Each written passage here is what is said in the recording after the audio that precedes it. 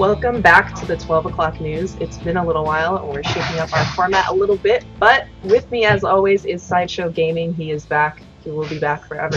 And this week joining us is Scribe. Welcome, Scribe. The first thing that we want to talk about this week is the Carbon Series. It's a 5-week series with 6 invited teams and no declared prize pool. What do you guys think about the series so far? It's a fairly long one. The 5-week round robin stage at the beginning features quite a number of decent teams. Immortals are playing in it, the winners of the Winter Premier. Hammers Esports, a team that have really come up recently, they're also playing in it. LG, Liquid, Renegades, Complexity also featured. So what I like about it is that the games are happening regularly. You know when to tune in, like on match days, and you don't have to commit vast amounts of time like a tournament to watching it. So I feel like that kind of, it's reminiscent in some ways of how I think they'll structure the Overwatch League and stuff like that. Leagues tend to be more spread out, more digestible, and the competition itself should be fairly decent as well. It's an interesting point you raise about the prize pool. Hasn't been announced. Hasn't even been announced whether they're actually playing for a prize or whether they're just being paid for their time. So I think they're trying to shift things, like shift the focus of it away from the prize to more of just the glory of winning the tournaments like it is in normal sports. But I don't think that works in esports. I think it just becomes it stands out like a sore thumb when there's no prize pool announced. Yeah, I think honestly it could be anything from lines of they're getting paid like substantially more per like actual tournament prize. But besides that, I think this is actually a great opportunity for a lot of teams to kind of catch up on where their favorite NA top tier level teams are. I think that it's a great opportunity to see, where Complexity is currently after their after dropping realistically dropping 2 members in Hardblue and JKW. They've been trying their best to figure out ways to occupy those positions. And week to week, it will be interesting to see if they bring in any specific names. There's not really a lot of people in the top tier talent in North America that's readily available to be picked up yet. So that'll be interesting. At the same time, LG, we haven't seen the full potential of this lineup since the three team trade between them, Misfits, and Rogue. So obviously very excited to see them as well. And of course, Renegades, we want to see where Megachu is able to take this team. I think he's finally got a team at his side that can support him and make sure he gets through, make sure he's able to be the best DPS he can on the team right now. So very excited, and honestly really excited to see where NA goes after this. Definitely. And speaking of Carbon Series, in the first week, Minstrel officially left Team Liquid, and it sounds like they've been dabbling with a couple of different things during the tournament. Can you tell us more about that, Scribe? Yeah, so Minstrel leaving the team, I think, has kind of been a long time coming. Liquid has been stagnant for, a very long time now. They did have slight rises when they added Rafa to the lineup, but besides that, they kind of just haven't really found ways to break through the top level talent. They've always been kind of like that borderline tier 2, tier 1 team. They've always been in discussions, but they haven't really shown anything to really, cement themselves in there. I think that moving Minstrel out as a Lucio player, he's obviously a very smart player for anyone who's ever talked to him or picked his brain about the game in general. Very cerebral player, but I think that moving Rafa from that flex position into that Lucio position allows him to still, allows Rafa to still maintain that control over the team, that captain mentality, as well as kind of honestly opening up the skill barrier for a new flex position. The flex has changed from a tank heavy position to more of a DPS heavy position. So it kind of requires more mechanics to kind of not stick out or not not fall behind the rest of the competition. So I think it's a trade or a change that's definitely needed. I'm just very excited to see what Liquid's able to bring. It's definitely needed for Liquid. They haven't been a relevant team in North America for so long in terms of actually having a shot to win almost anything. Minstrel, when he left, I had a really funny leaving post where he talked about going to Stardew Valley and stuff like that. But he also said something. He said, "I'm happy to carry on the Team Liquid tradition of being the team that almost wins," or something like that. But Liquid need to change something in order to be the team that actually wins. And they're trialing Louis at the moment. The team looks really strange. The fact that they've moved Rafa to support as well is, like you said, it opens up new possibilities for them to get somebody who's a real star player and can carry them to new heights. But this is a team that definitely needed a change. And so far, the performance in the Carbon Series has not been indicative of a huge astronomical rise to the top either. So strange times for Liquid, I think. They're the team that I would pen to have a big roster shuffle coming up sometimes shortly, because they've just been chugging along for so long with such a weak roster comparatively. Okay, well, let's talk a little bit about something I'm very excited about, which is the Overwatch Premier Series. $600,000 for this tournament series in China.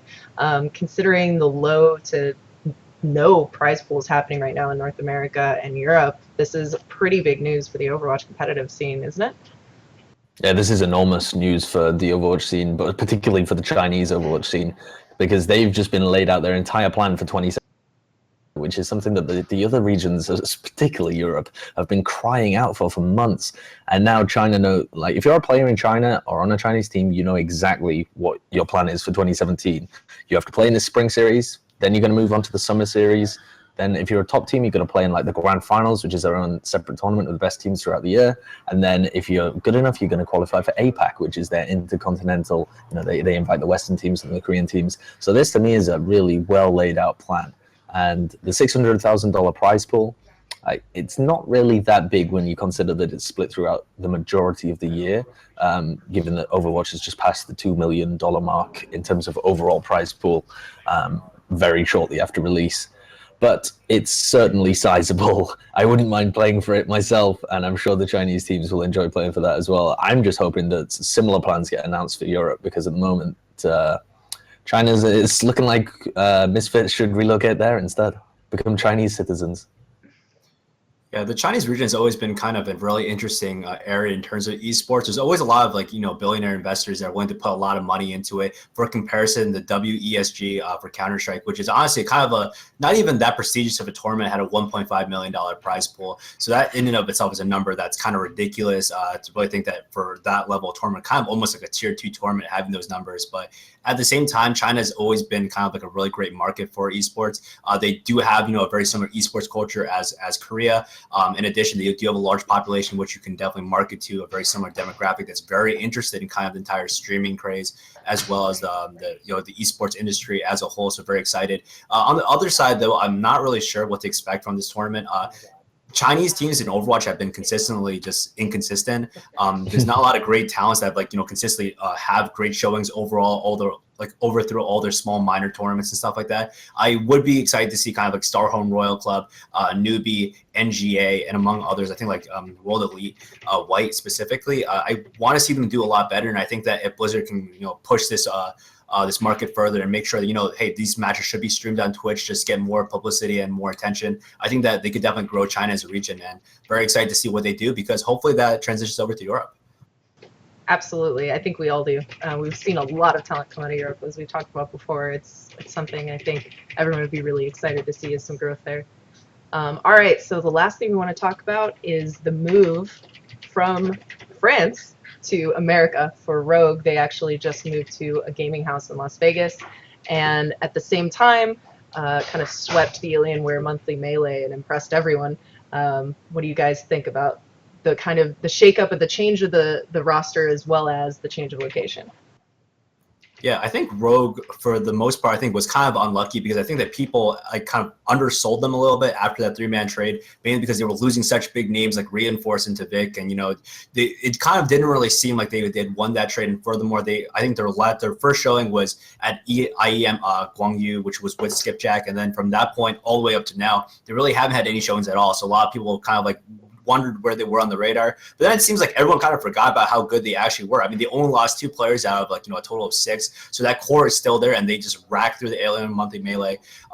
Honestly, one of the biggest pickups for them was Nico. I think that the fact that they added such a diverse and kind of DPS player operating the flex role really worked out in the triple DPS dive composition that's become kind of the meta nowadays. Soon and AKM are quickly showing that they're better on just the similar characters. Sure, Soon's being on Tracer means he's one of the strongest players there, but AKM has shown diversity. He has been on the Pharah occasionally, and Nico, is able to use the Genji to his benefit, and also show up that weakness on the team as well. I'm very excited to see how the move impacts them overall. They are going to be playing with a lot of NA teams. They're not going to be dealing with that lag, if any, from ping at all. So I think this is just definitely a great growth period for them. I think that EU is slowly kind of a lot of these since are moving over, since we did see Reunited move over to become E-United. I think they're going to get a lot of really great practice. I'm super excited to see how they pair up against the teams coming back from Korea. Here's the thing where I disagree with you, though, is that I don't think they'll actually get good practice, because they look so far ahead of the competition that are currently in North America. And when Cloud9 and Misfits and Envious come back, who knows whether they're actually going to come back. Envious haven't competed in a North American tournament apart from MLG Vegas, where they just crushed the competition. Since when they were first invited to Apex, in September 2016, they've barely set foot in US soil. So if they're consistently playing against this level of North American competition, then they could be lacking practice, even compared to playing in Europe with NIP, Misfits if they do come back, and Reunited. So I don't know. This is a move, definitely an opportunistic move. Every move to North America at its base level is opportunistic. They know that there's going to be more tournaments there, there's more money there, and they certainly look like an improved team, like you were saying.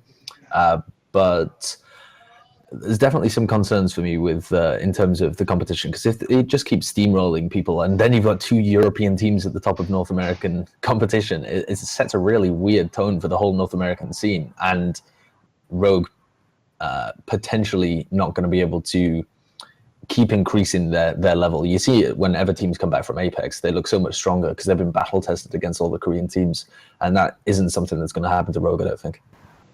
Interesting. All right. Well, next up, Harsha is going to be talking to these guys a little bit about community topics, Reddit, and different changes to the game. We'll see you back here in a little bit.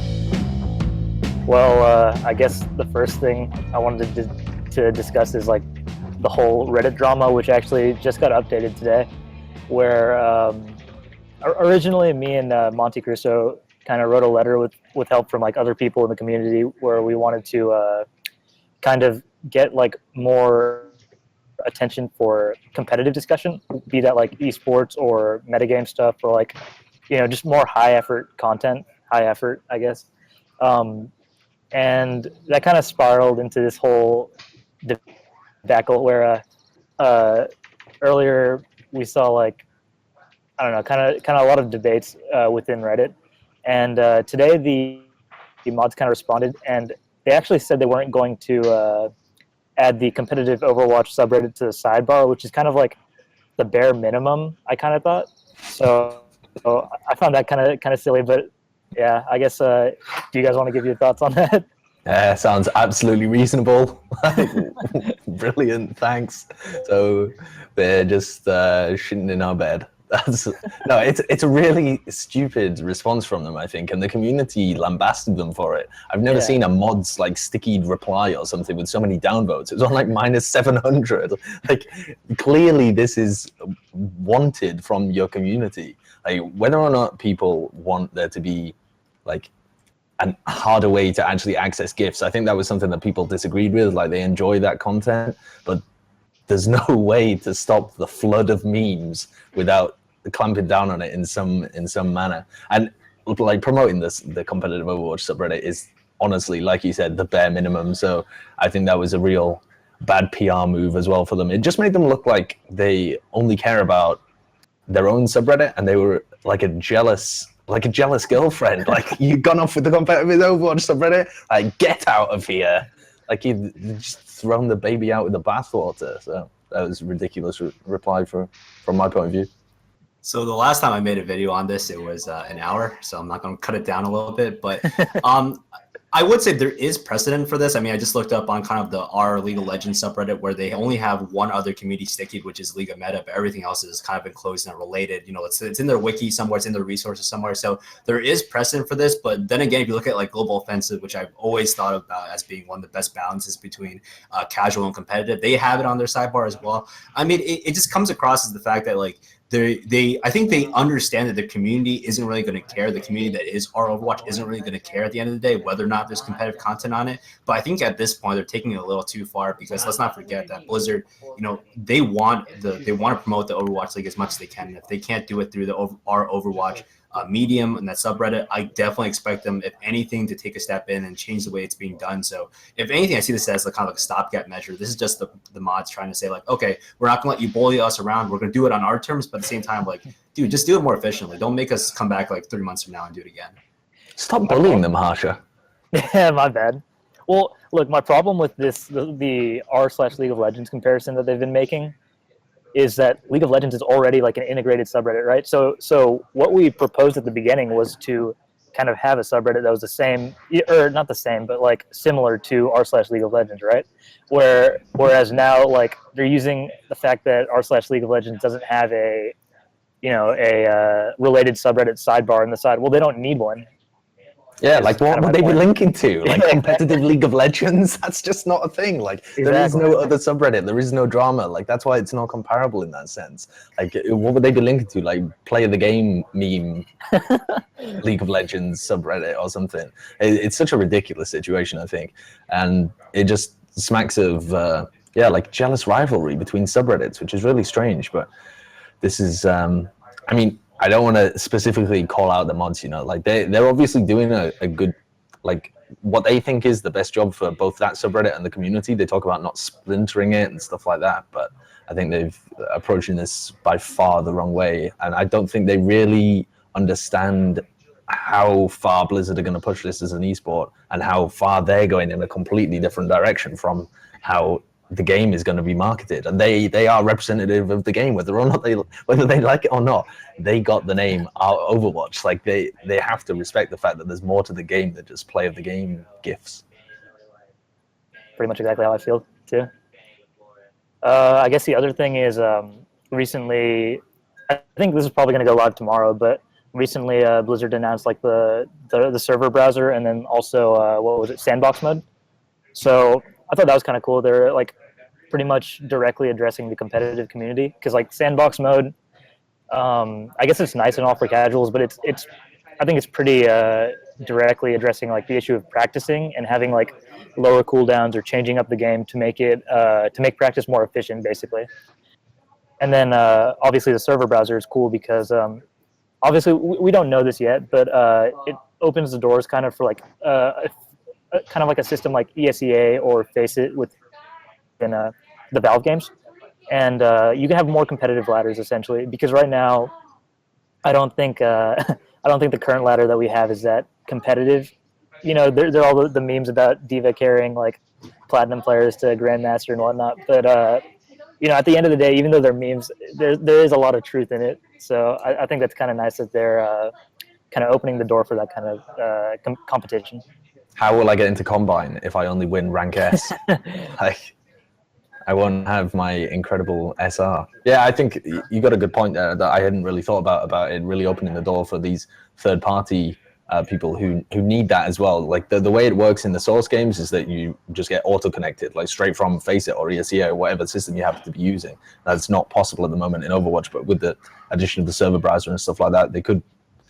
I think, I am not involved with the technological side of it, but it seems like that would be a way to introduce them into the scene. But something that people aren't talking about as much, I think, which is quite interesting, is that it actually gives the opportunity for really niche communities to develop within Overwatch. Within TF2, we had so many mods of like versus bosses and just like random mods of stuff.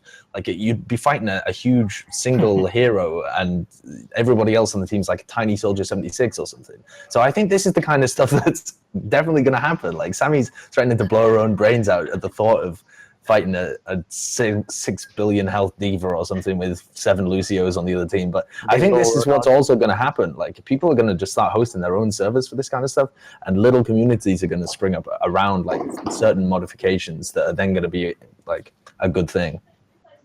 Yeah, as the resident casual here, I remember my first Blizzard game wasn't even like it wasn't even like the game mode like 1v1. It was actually like Evolves, like back in the day where it was just like a custom game mode. I think that's like such a good way to kind of bridge the barrier for entry, because let's say, for example, if your first try at the game is going to be like like an escort thing, which is not not super straightforward. Maybe you don't really understand the capabilities of it. Maybe you're not even sure of the meta. But if your first experience isn't that, but instead like jumping into game like paintball, which is like a thing that they put with, like Lucio and Mercy or something like that. And if that's your first game mode, that's something that's like really awesome, really exciting to play in. It's fun to do. Everyone always has a server up there, and you can even make your own game modes as well, which I think Blizzard hinted at BlizzCon. They want to see people make their own game modes, and who knows, those can transition into the arcade at some point or another as like standard games. I think that's such a great way to encourage your community to not only be productive and continue developing what they have at hand, but also, it's definitely a great way to get more people into it. I mean, that's actually a really interesting way that you can actually bridge, right? Like the the casual community into the competitive community, right? Let's say,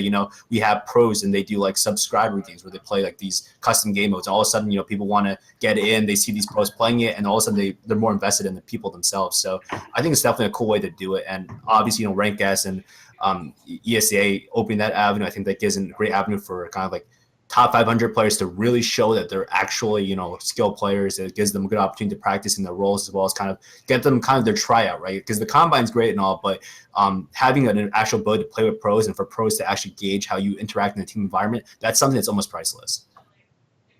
Definitely agree there. And I think the other thing it kind of opens up is, the last thing that we don't really have right now is kind of the map builder, right? So I think once we have that, we're kind of set in terms of all the features we really need in the game, right? Would you say that?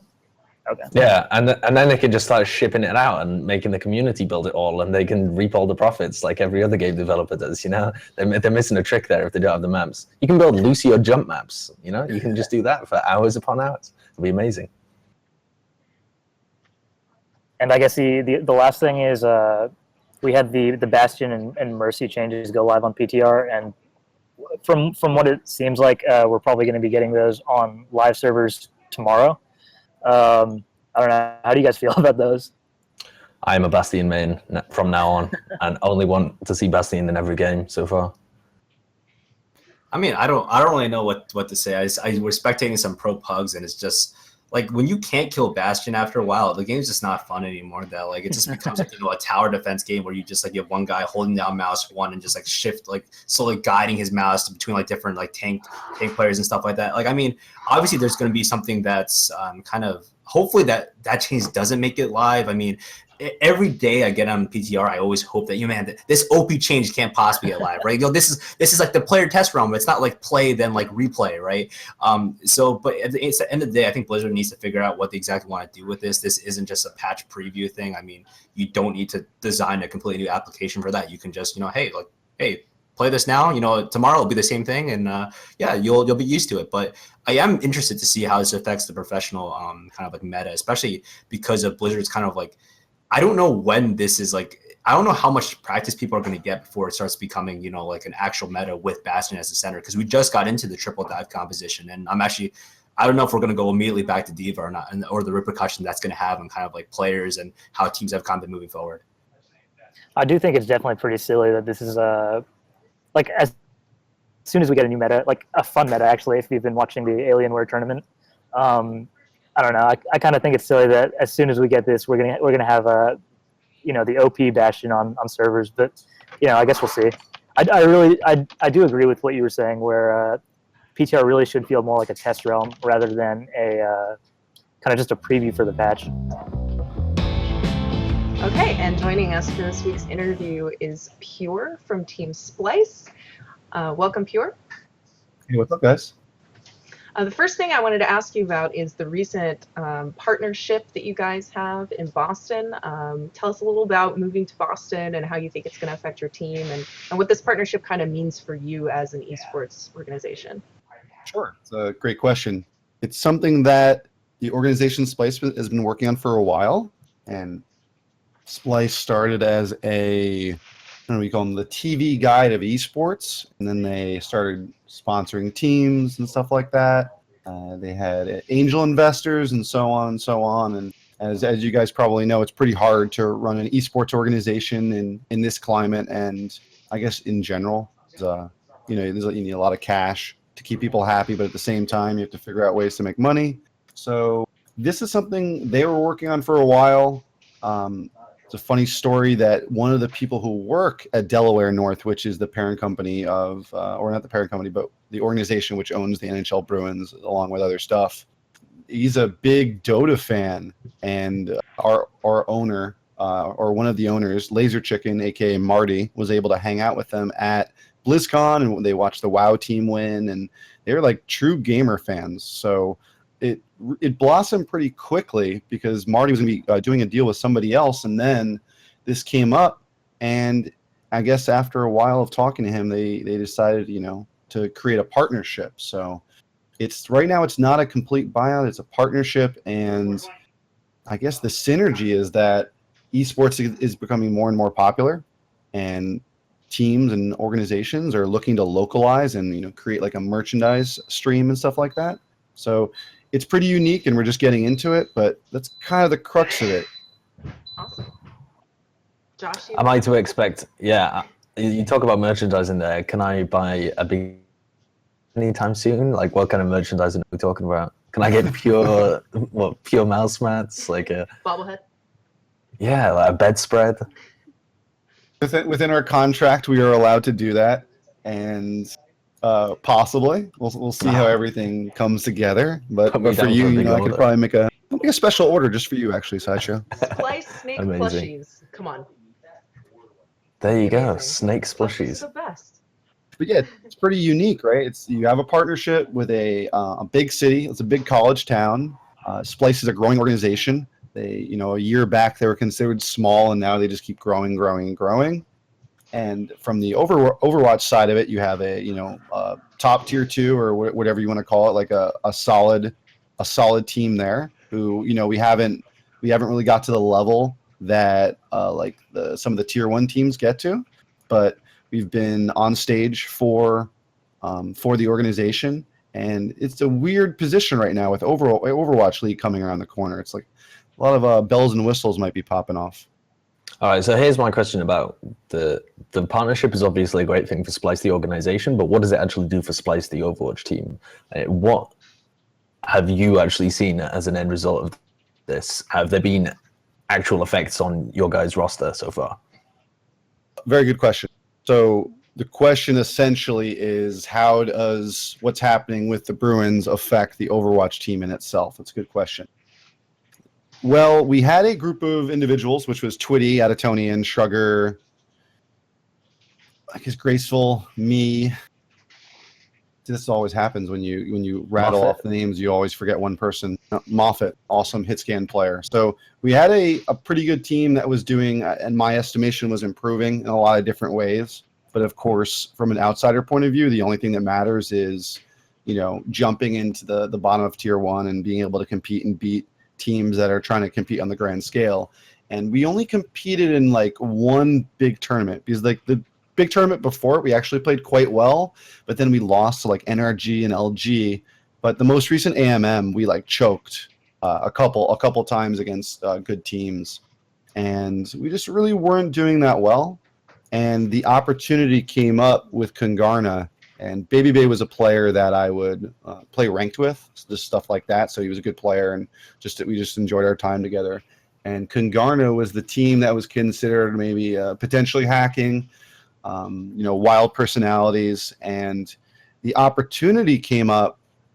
And at the time, I was a little bit interested in it, but at the same time not, because Twitty, Adatonian, Moffat, Shrugger, like the crew, they are good players. There is definitely potential there, but there's a timeline, isn't there? Overwatch League is now going to be Q3, and sure, one aspect of it is that organizations, apparently will be going for the slots that will be there. I don't know a lot of that information, so how that works out in terms of certain teams staying there, teams not staying there, I'm not sure how that works out. But across the board, we're a better team with the Kungarna players.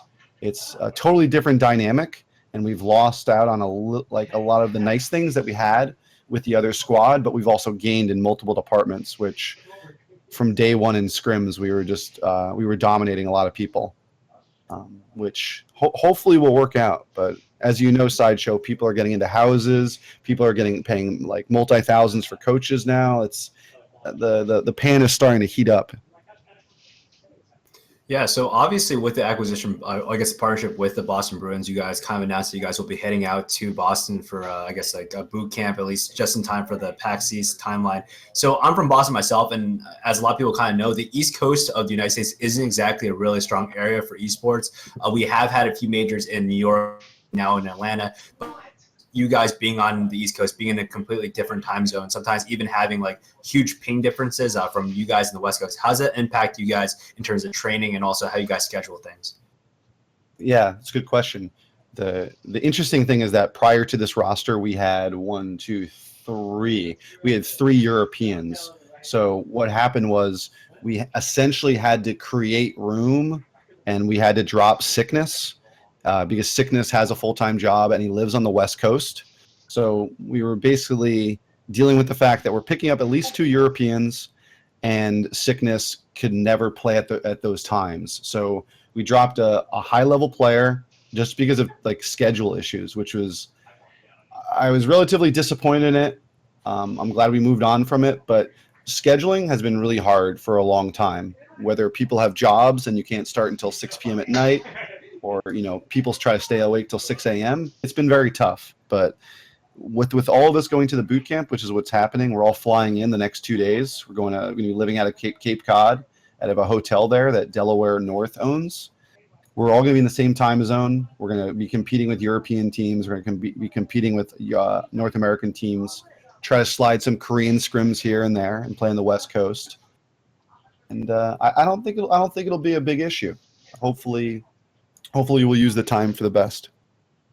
Maybe everyone should move to the East Coast and have better time zones for playing with European players. Get the European scene on. Yeah, well, as long as you're playing on European servers, I don't think there needs to be a server in the middle of the Atlantic. That's the problem. I'll meet We've you been in saying that Iceland for or like something. 12 years, right? Yeah, 15 years.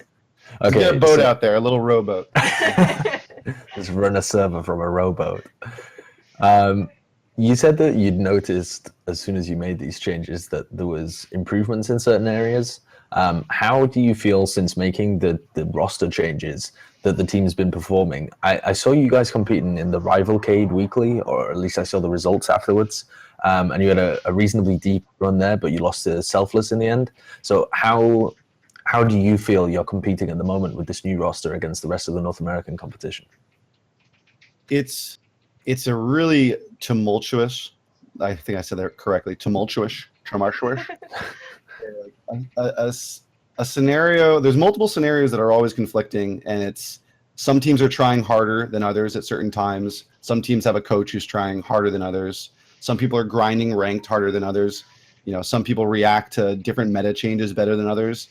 The scene and the environment is always fluctuating. It's all over the place. And casters and the talents out there, they wouldn't know that unless they actually competed in the environment. So when you're dominating and then the meta changes and you didn't do your homework on the meta changing, and then all of a sudden you're like a tier 3 team instead of actually trying to compete with some of the best, it can be pretty nerve-wracking. And for us, actually, we were about 2 metas ago, we were practicing on the PTR almost every night because we assumed that I was going to switch over to PTR, and it just didn't work. So fast forwarding to our team now, it's really important to have focus fire calls. When ults are being dropped, sounds are like flying through your head, it's really hard to keep focus fire targeting. It's an issue that almost every team has. So we brought on a more aggressive, it's hard to say between Twitty and Remix, because Twitty, one of the issues with Twitty was he's always playing with 160 ping. And as you know, with a Reinhardt trying to connect good earth shatters, good charges, just do all the shield play and all that finesse play, that can be hard with 170 ping. But Remix has been great. Michael has been great at focus fire calling and calling some plays. And then Baby Bay is, with a little bit of work, Baby Bay is going to be one of the top DPS in the entire game. And then combine that with, a couple pieces that we have here at Splice, we're doing pretty well. And the tournament was interesting against Selfless. We scrimmed them once before that, and they did the forward hold stuff against us in the scrim, and people were actually not taking it that seriously in the scrim. So we really didn't learn or deal with it appropriately. And when we went into them in the match, granted, it was about 2 o'clock in the morning in the finals with Graceful being up at 8 o'clock in the morning, not having slept yet, which is not really an excuse. It's just the way the situation is. We wish we could have done better, but we were happy with that being our first tournament and dealing with GFE, not losing to Tempo Storm, or who else did GFE beat? They beat Tempo Storm, and there's a lot of fringe teams right now, guys. So you don't really always hear about them, or you don't always talk about them, but there are some killers out there who give them a couple months and you're going to have a really, really good tier 2, tier 3 setting for North America Overwatch. So what you're saying is we need more open qualifiers for teams. It's I mean, some it's a action. given, right, Sammy? Yeah. It's a given, and it's you go back to the original Gosu Gamer weeklies where it was an open tournament, and you would have random teams come out of nowhere. I like saying their names, like Monumental Gaming or Team Doot Doot, like Spicy Boys, and like they might have one or two good people, but isn't like the whole environment where the same people keep mixing and matching with other people? And that's largely because it's hard to find out who's actually good. And what does good mean? Is good all about the skill rating, or is good about how you work with teammates and how you deal with pressure? Do you have tournament experience?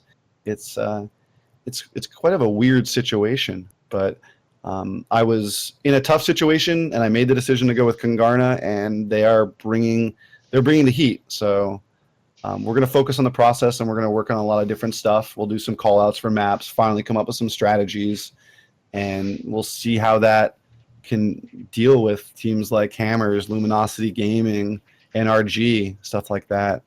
Teams who either have a house or substantial funding, et cetera, et cetera. Awesome. Well, it sounds like you guys are really optimistic about the future, and I wish you all the luck in the world. Thanks for being with us and answering our questions today. Thanks, guys. All right, that's it for us. Have a great week. Hopefully we'll be seeing you about this time next week.